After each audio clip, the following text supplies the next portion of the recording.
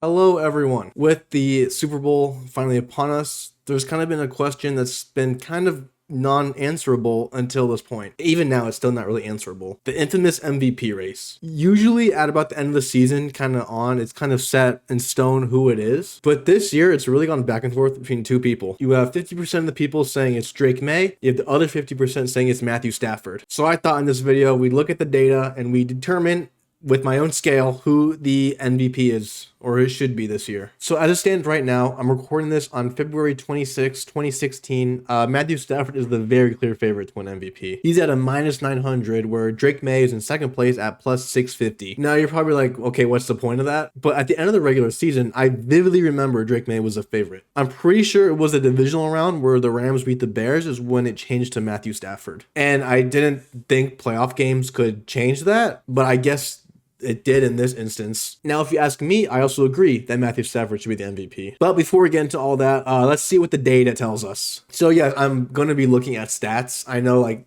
don't look at stats. Stats don't say everything. In this case, stats kind of do for why someone should be the MVP. Let's be honest here. So how this is going to be is I'm going to go down a certain amount of categories, give a point to each, and at the end of the day, we're going to tally who has the more points, and that's who we determine is going to be the MVP. So looking at ESPN right here, we have Drake Maye, his stats on for us right here. Pretty good season, obviously, top 10 in pretty much everything except for interceptions, which is a good thing. And then on this side, we have Matthew Stafford, once again, top 10 in pretty much everything except for interceptions. So going from stat, let's go with yards.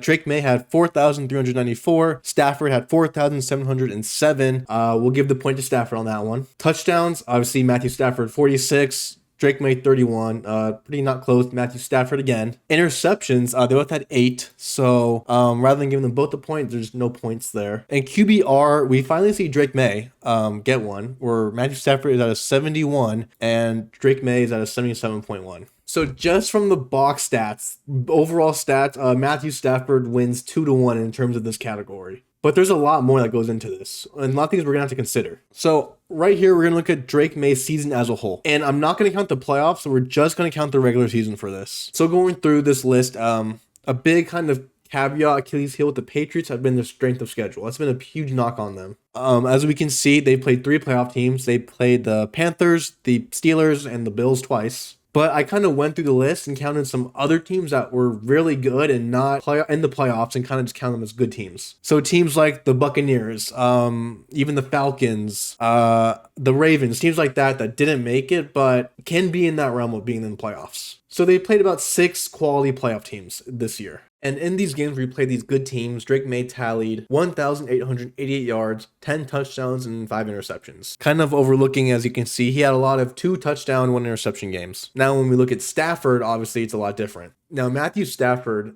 played against 7 teams in the playoffs. The Texans, week 1, the Eagles, that's 2, the Niners, 3, Jaguars, 4, Seattle, 5, Carolina, 6, and then 6 games. But doing kind of our parameter of just good teams, they played a few more. I added the Colts just because, especially this version of the Colts were when the Colts were, I think, the top team in the AFC. The Ravens, of course, so that's already 8. The Buccaneers, 9, and Detroit, 10. And the Falcons at 11. So in total, they played 11 playoff caliber teams.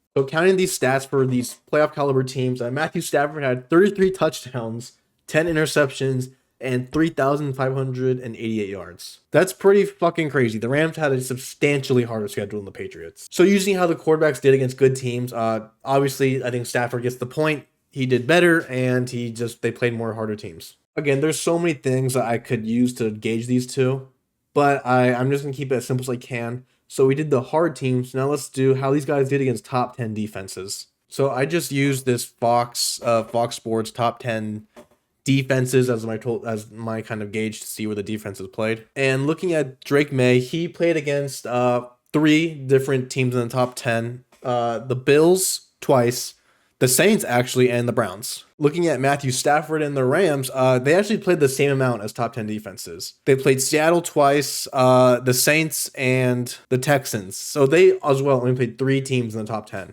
When playing against top 10 teams, Drake Maye threw 6 touchdowns, 2 interceptions, and 971 yards. where Matthew Stafford had 9 touchdowns, 0 interceptions, and 1,113 yards. So once again, the point is going to go to Matthew Stafford. Right now, we're sitting at 4 points Stafford, 1 point Maye. However, there's a big part of Maye I haven't talked about, and that's the run game. Keep it simple. Drake Maye is great on the ground. Matthew Stafford is not, so point to Maye. And then also something I think you should consider is if you look at the pass attempts. So Drake Maye had 492 and completed 354 of those. Matthew Stafford had 597 and completed 388 of those. So Drake Maye ended the year with a 72 completion percentage, with Stafford had a 65 completion percentage. Now, that's something to consider, I think, is that the Patriots passed the ball substantially left, almost 100 times less than the Rams. And then does Drake Maye just completed the ball more? You could dive deep and figure out why that's the case. If they ran the ball more, or they just were ahead more, who knows? They were control the clock more, who knows? So this is going to be a point to Maye.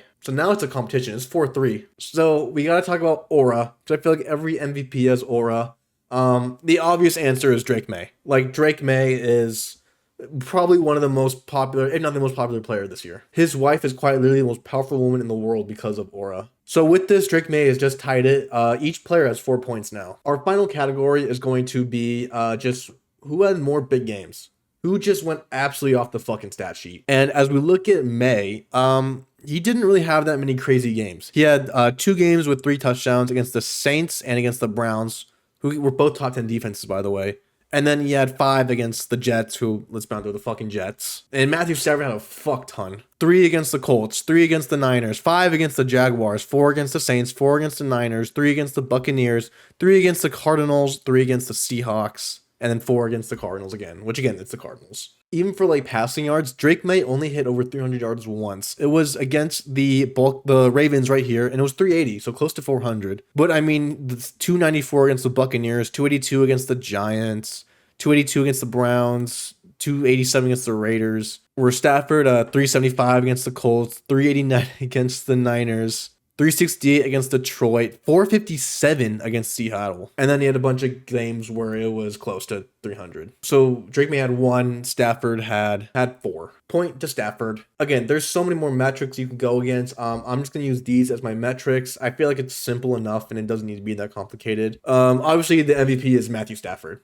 And I agree, it should be Matthew Stafford. I think the big thing with Matthew Stafford, too, is that he's like 57. And he's still fucking balling. Like, I thought for sure. If you remember, at the beginning of the year, he had like some fucking back issue and the dude's not playing for the whole year.